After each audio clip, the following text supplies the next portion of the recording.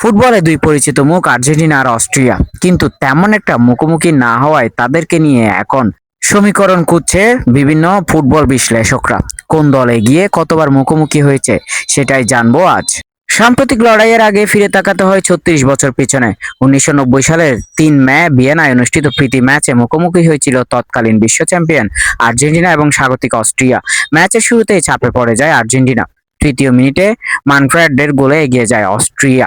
তবে বেশিক্ষণ স্থায়ী হয়নি সেই লিড। ম্যাচের প্রায় আধ ঘন্টা পার হওয়ার পর হোর্হে বুর্সাগার গোলে সমতায় ফেরে আর্জেন্টিনা। শেষ পর্যন্ত ১-১ গোলে ড্র নিয়ে মাঠ ছাড়ে দুদল। এরপর এক দশক আগে ১৯৮০ সালে ভিয়েনাতেই মুখোমুখি হয়েছিল তারা আবারও।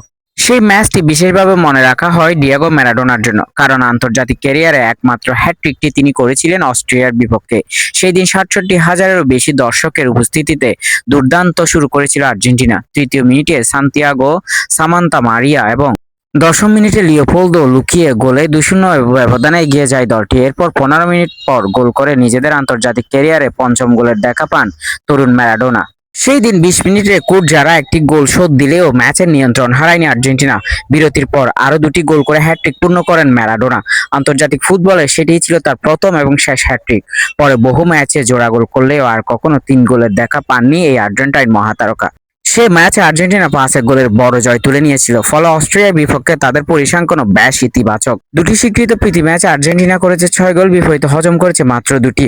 তবে ইতিহাসের খাতায় আরও একটি ম্যাচের উল্লেখ পাওয়া যায়। ১৯৬৬ সালের ২৫শে জুন দুই দলের মধ্যে একটি আনঅফিসিয়াল ম্যাচ অনুষ্ঠিত হয়েছিল। সেই লড়াইয়ে ১-০ ব্যবধানে জয় পেয়েছিল অস্ট্রিয়া।